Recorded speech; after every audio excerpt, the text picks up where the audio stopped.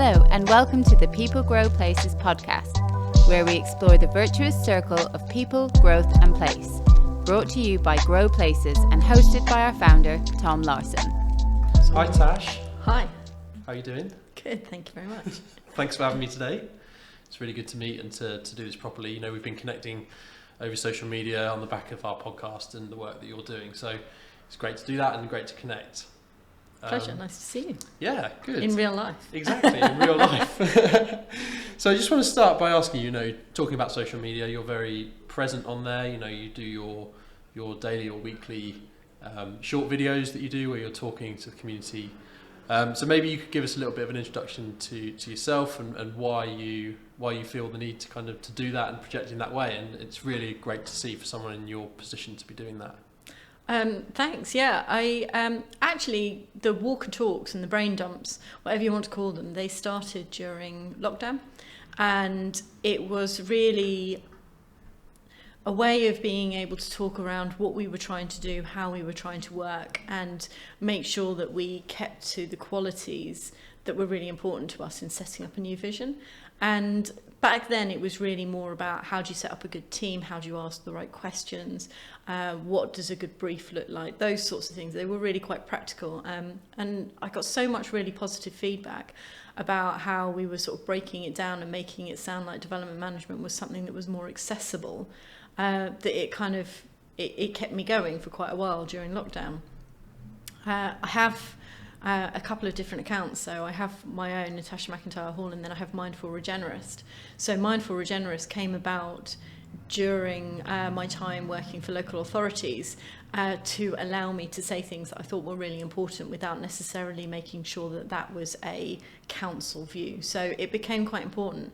And once I had that ability to be able to sort of disconnect and talk about things that were really important to me, I started getting quite a few messages about how people would like to do things differently, which is one of the hashtags I use the most often, doing things differently. And so now I really use those walk and talk brain dumps. I try to keep them to a maximum of 2 minutes. Every so often I go over, but mostly I try and keep them really short. And I talk about things that I think are pertinent, things that we should be considering about how we want to live our lives, and about how do we make better places, how do we improve places for as many people as we possibly can. And I believe that holistic design is really the key to that, rather than trying to solve something with a product at the end of it. So outcomes over outputs. And the reason that I do it, partly I'm a kinesthetic learner, so for me it's really important. When I'm moving around, suddenly my brain just starts activating and I have all of these things. But partly because I want to show that I don't necessarily have the right answers. It's not about me saying this is the way forward. This is me exploring ideas that are going around my head.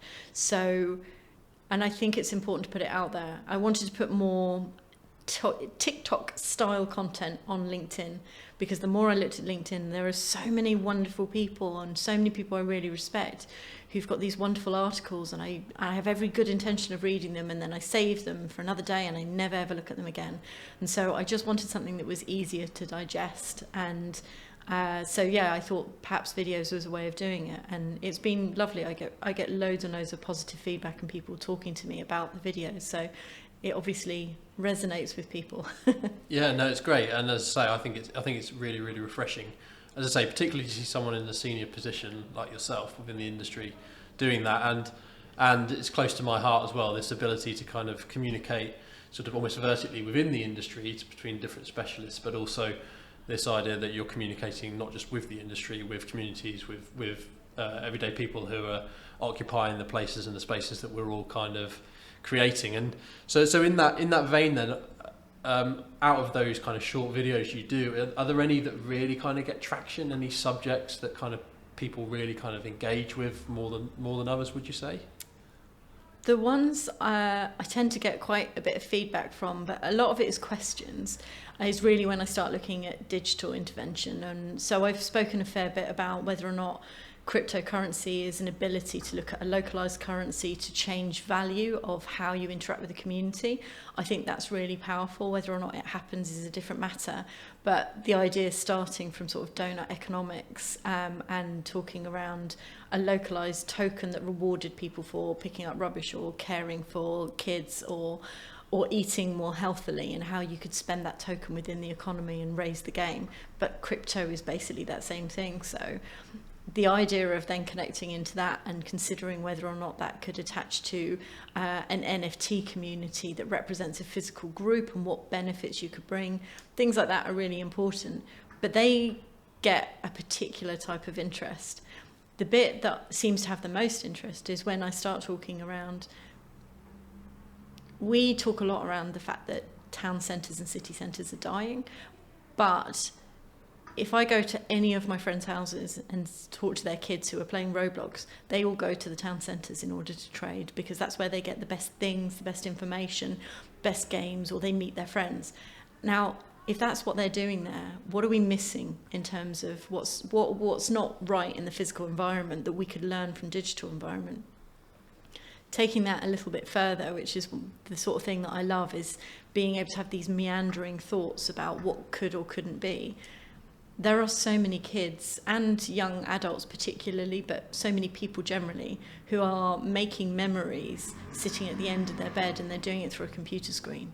Now, as people who are place designers, it feels to me that that's a real missed opportunity. And in order to create legacy of place, we need memory. And so we need to find a way of getting people to come out and experience that, but we also need to allow them to be their authentic selves. And so for me, this idea that we can overlay like virtual sort of filters on a place so that it has more meaning to you, I don't know why we wouldn't engage that within physical design.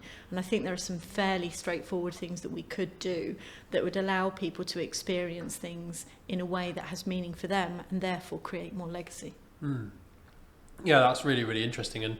And as you're talking there, you know, for any kind of, if you look back over history, any sort of innovation, whether it's technological or cultural innovation, you kind of need a few things to fall into place at any one time, don't you? So you need the kind of the cultural drive with the right technology landing at the right time to enable some of these things to happen. And it does feel like, you mentioned NFTs, you mentioned kind of like almost like the gamification of physical place. It does feel like we're kind of at one of those moments where with virtual reality, with artificial intelligence, with crypto, and that kind of gaming culture that sort of Gen Zs and obviously Gen Alphas, when they come up, have been through, it does feel like it's maybe one of those moments where the stars are aligning a little bit to allow some of these things to be integrated. And then I guess for us all in the built environment, it's kind of trying to marry those two systems, you know, one which is quite a rapid, iterative pace of design and change, i.e. in technology and digital worlds, with our world, which is slower, more kind of stage based, and change happens over a longer period. So do you have anything to add to that really about how those two worlds actually kind of come together, maybe in practice on projects through procurement? Well, I think it's really interesting, because I think things like NFTs, it's just a token. It doesn't matter what it is. My mortgage is an NFT, essentially. It's just in a community of one. So I think there's loads of things that we've talked about there already that are already getting included. You know, when you go to a supermarket and you've got your loyalty card, there's no reason why that couldn't then, you're in the NFT community of Sainsbury's or whatever it is, and then you get your loyalty points, which is the gamification. And you had a previous guest on a good few weeks ago around fractional ownership, and I even wrote to you then about the idea of using gamification there for once you've been renting with them for a year, then you get a particular NFT or something that allows you to do something, or a particular discount or membership or whatever it is. So I think lots of those things are already included within it. But designing a physical place for loyalty and to bring people back helps with that legacy. And then you said procurement, which, thank you. At the moment, it feels like there are an awful lot of procurements that are going out there that lack a solid brief.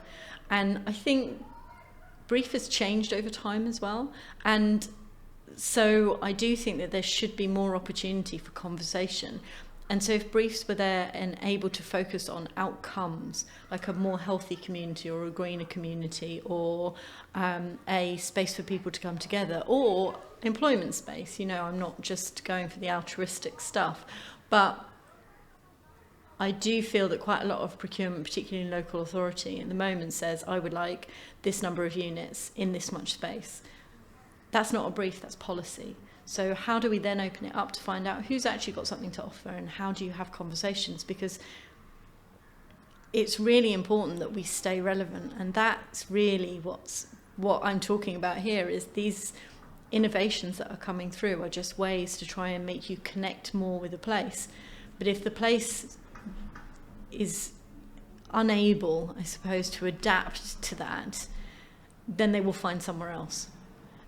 And so, yeah, I think procurement and writing briefs is a really important way of considering how places can adapt in the future, because we talk about flexible buildings and flexible spaces all the time.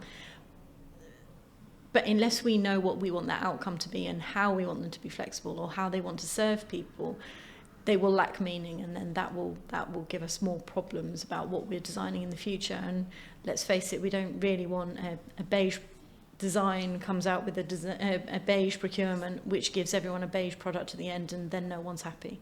There are much better, more cost-effective ways of having really good conversations around what innovation we need to make space for.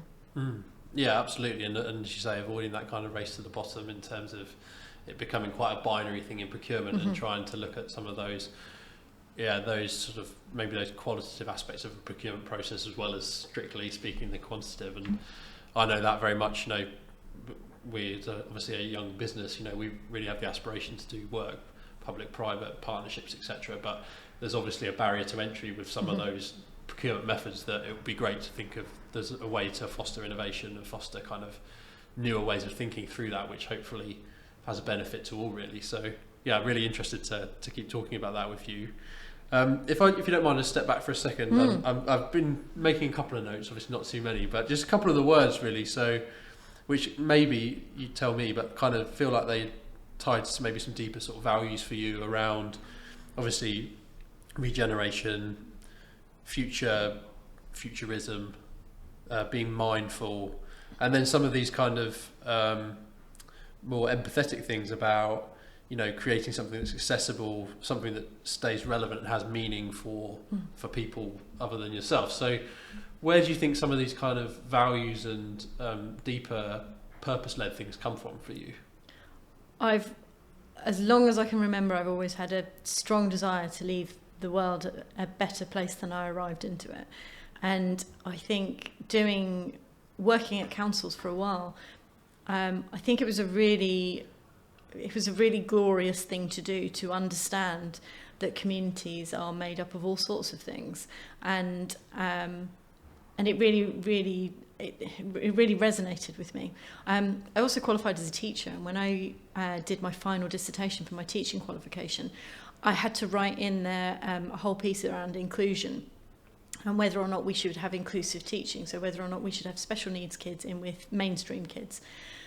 And I find that the ability to argue either side of that is, I think, really important, to understand different points of view of the fact that you want to make sure everyone has the best possible chance, and so they may need something that's specialised from them. But unless you understand other people's struggles, you can't necessarily understand how to adapt for them to make things easier for them. And the same is really true in cities and designing places. If you want more people to be able to use them, you've got to understand the struggles that people have with what's already there. So my walk and talk this morning was actually about lighting, and about the fact that in the UK, at least 3 months of the year is spent leaving in the morning in the dark and coming back in the dark, whether or not it's school or work or whatever. So what are we doing to make that easier for people? The main project I had in Portsmouth was all around health and well-being, and it was the idea that back in the day, apartment blocks were built and they were designed that your home was the place that you sleep. Now our definition has changed, and it is that community that you are a part of.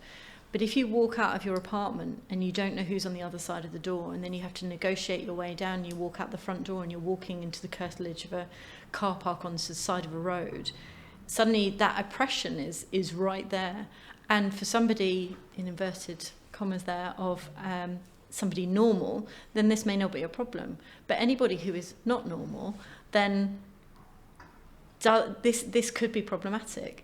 And when you start to define how many people are, in that case, not normal, it may well be someone who has who's got visual impairment. It may well be someone who's walking with walking sticks, someone in a wheelchair.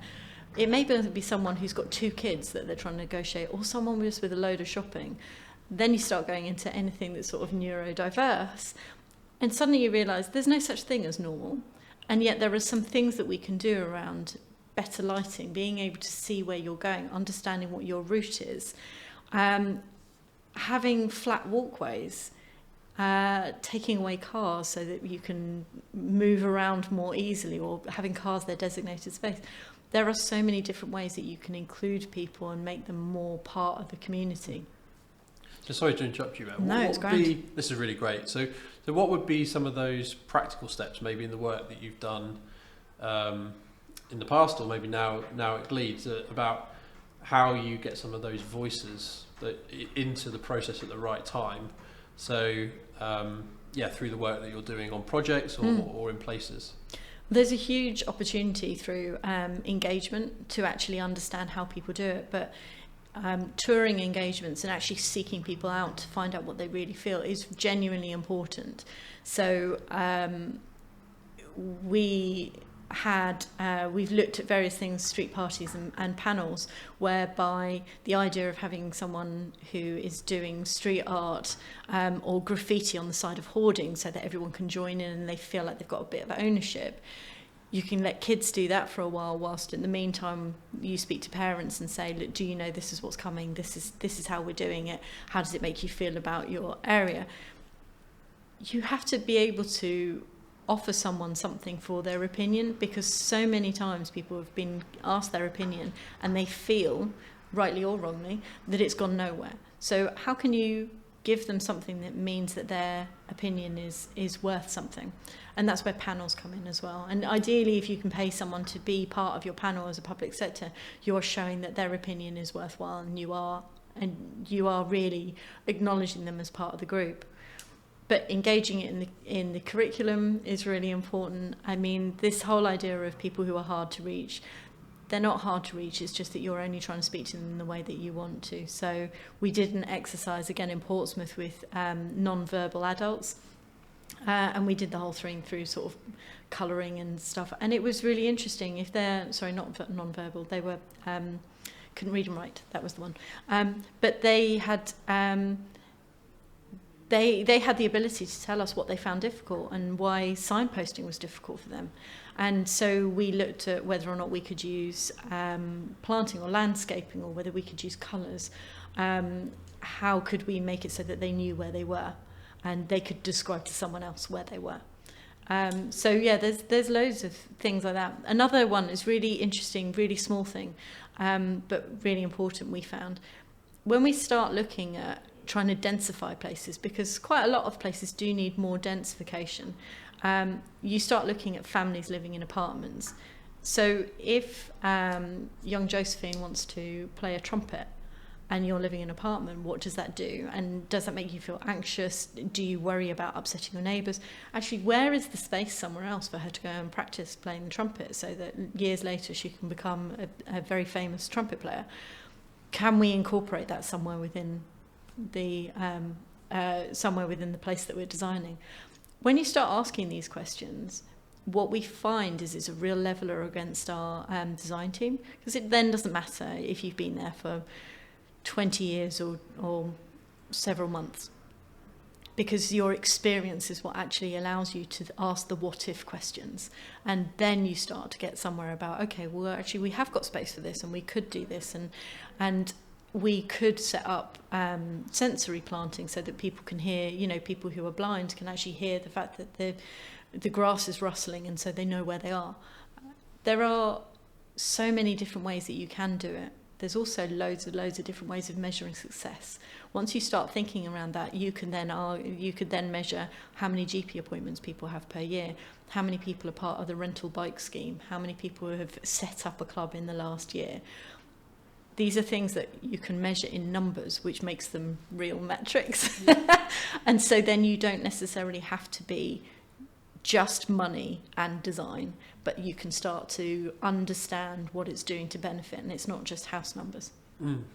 No, super interesting. Thank you for that. And so your work, obviously now you're at Gleeds, you're in the private sector and the development, but you're working predominantly on public sector kind of opportunities and land. And obviously you've worked, as you say, at Portsmouth in the public sector.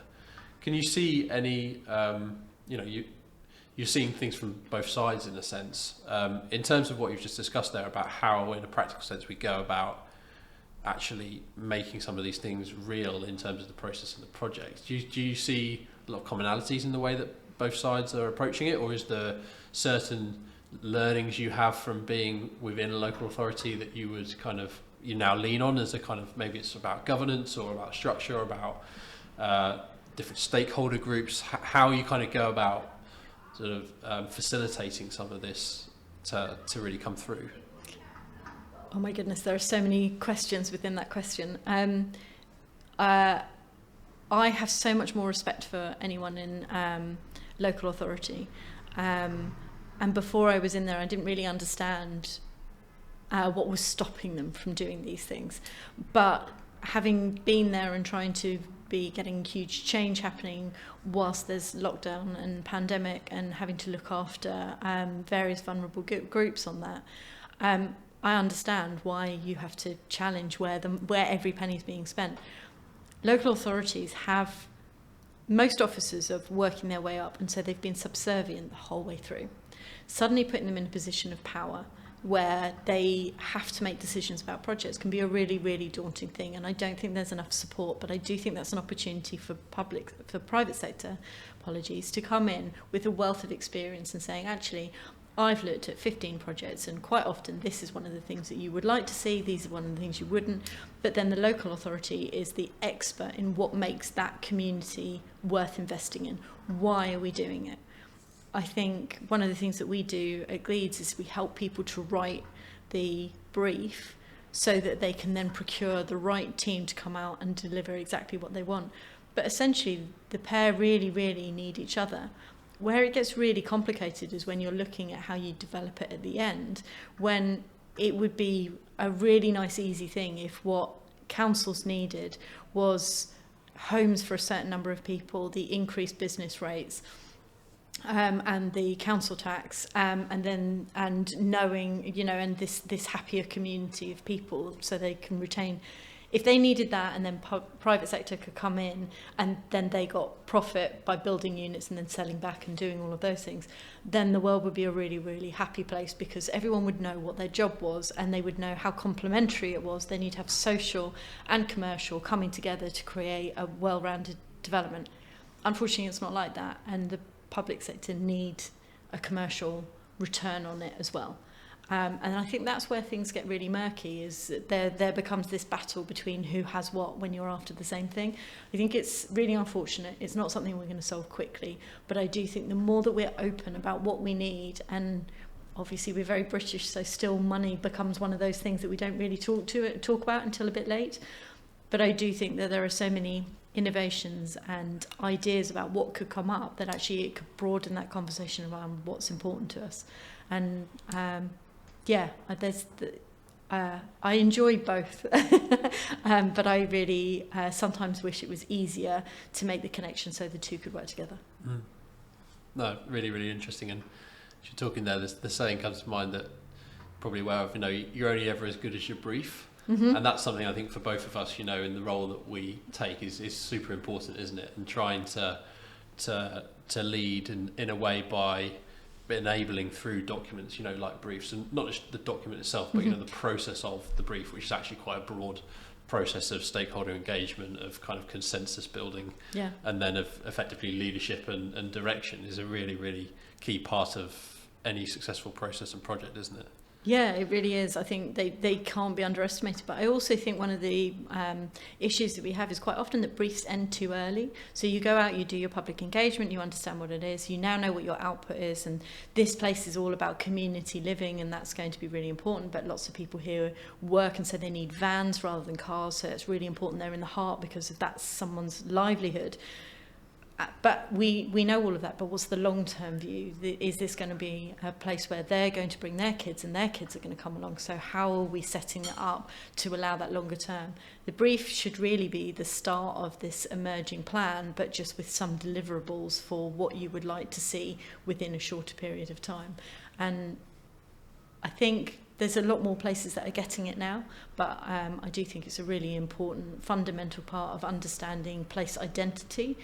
The whole idea of 15-20 minute cities is terrific, and I really like it, provided that you also have identity within there, because ending up with, you know, several different cookie cutter type village centres within one town is never going to work, and people are going to be heartbroken. Yeah, definitely. And the idea of having vision as well as the brief, and sometimes they're one and the same thing, sometimes that's what the brief is the enabler of the vision, I think is really great. And the perspectives that you've given today, you know, across public and private, but also I think the link between trying to do something really interesting and procurement, you know, how the brief kind of ties into that, about allowing space as well for these things to develop over time and not being too kind of binary with them at a very early stage of the process is really, really interesting. So thanks for that, Tash. Pleasure. So we have a tradition on the end of this podcast, which is where a previous guest asks a question for the next guest, and I'll ask you to write one down after this. So let me just find this one, which is this one here. So if you had one call to action for the industry right now, what would that be? Wow. I think it would be to focus on outcomes rather than outputs. I think we have the capacity to leave space for innovation when we look at outcomes rather than outputs. And I think everyone has great intentions for what they're doing, but if they look too small, then they're not able to deliver it. So there you go. Yeah, outcomes, not outputs. Awesome. Yeah, love it. Really agree with that, and it really chimes with everything we've talked about today, actually, I think. So yeah, thanks for that, Tash. Think big, be ambitious, and then work within the systems to kind of shape these things through as we go. Thanks, Tash. Pleasure. Thank you for having me. No worries. Thank you for listening to the People Grow Places podcast. For more information, visit growplaces.com and follow us at We Grow Places across all social channels. See you next time.